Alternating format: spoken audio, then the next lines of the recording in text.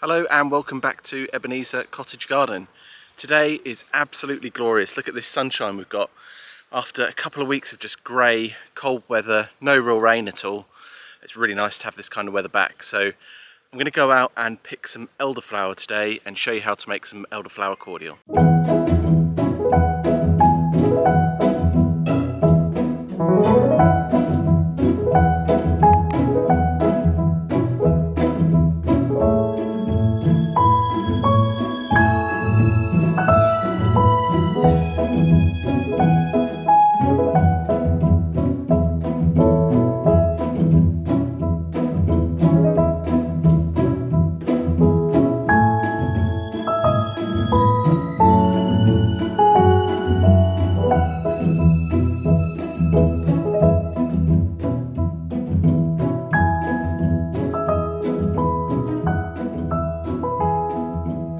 And we're back home now. I've got everything that I need to get this elderflower cordial going.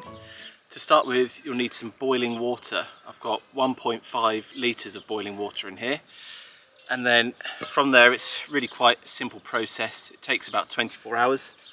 So we're going to be coming back tomorrow to finish this off. But you can see I've got all my elderflower heads here, which are lovely. I've got about 20, I'd say, in here. So if you're looking to do similar quantities, I'd say about 20 to 25 of these elderflower heads should serve you well. So we'll start off just by dropping these into the boiling water. It might just be off camera, but hopefully you get the idea. What I would say when you're picking the elderflower is just to make sure that you are getting as fresh flowers as you can, because you'll quite often see ones which have gone a bit brown on there. And another top tip is do not worry about washing the flowers themselves, because if you do wash them, you'll wash away all of the pollen, which is where all that flavour is. So we've got our elderflowers into the water, and I can already smell that aroma of the flowers. So the next stage is to juice the juice of 3 lemons. You'll see these have been peeled, but that's because the lemon peel is going to go in here. So we'll get juicing those.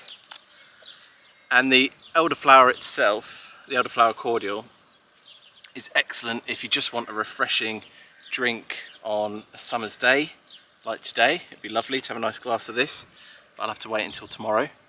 Or you can even mix it in with some gins if you want to do that, so spice up a couple of alcoholic drinks with it. Something else that you could think about is maybe making a elderflower granita. That'd be quite a good one to try. So yeah, quite a lot of juicing at this point, but it's easily done. I'm just using one of these wooden juicers. If you got something better, then you could just do it all in one go with something electric. But this works all right for me. It's not too often that I'm actually juicing fruit. We're nearly there.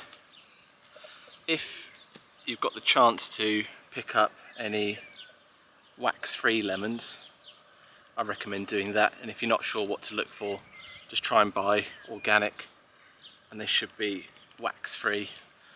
Those of you who are wondering what I mean by wax-free, it's just a protective coat that goes onto the rind to make sure they keep a little bit longer. But the only problem is, because we're going to steep the rinds in this mixture, you're then going to be getting a load of that wax and potentially waxy flavours into your elderflower cordial as well. So we've had our 3 lemons in. Now I'm going in with the juice of an orange. Be quite fun to, I guess it's not the season, but quite fun to have a go at doing this with some blood orange or something like that. But there we go. So we've got the elderflowers, we've got the juice of 3 lemons, we've got the juice of 1 orange. I've now got the rinds, which I peeled earlier, to pop in here. You could probably, to be honest, just cut the fruit in half, juice it, and throw in the remainder as it is. But I thought I'd go like this and get just the peel in. So we're going to add that into our mix. And then that's it for now. The idea after this point is to just leave it for 24 hours. And I will tell you, if you make this, you will already be able to smell the potential of how this is going to taste. It smells absolutely amazing. So I'm going to tuck this away somewhere in the shade with the tea towel over it and leave it for 24 hours. As you can see, I've very patiently waited 24 hours and all the goodness has come out of those flowers now and into the liquid. So the next part is for me to strain this off. So we're going to remove all the flowers and rinds and all the rest from the liquid. So I've just got a muslin and a sieve and a bowl here.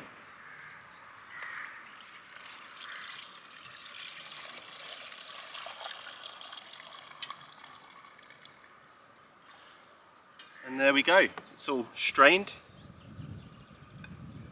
And the next part of the process is to boil this up for about 7 minutes on a hob and add 1 kilo of sugar, and then we're ready to bottle it.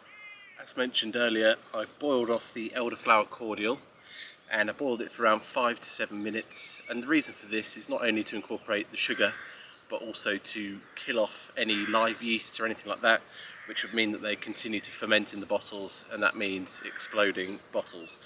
So I've sterilised the bottles, I've sterilised the funnel, and all that's left to do is to pour this very carefully into the bottles.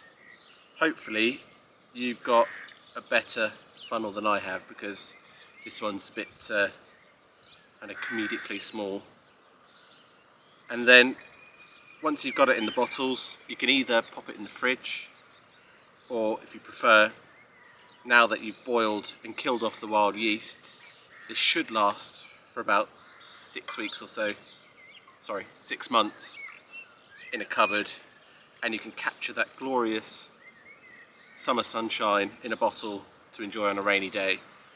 And as I said before, you can mix this like you would a squash and enjoy it just as a cold drink.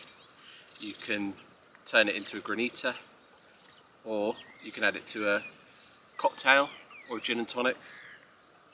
And what is more quintessentially British than a fine homemade elderflower cordial to enjoy? So all of the recipe for this is down in the description. Do like and subscribe, and I hope you get a chance to make your own elderflower cordial this year.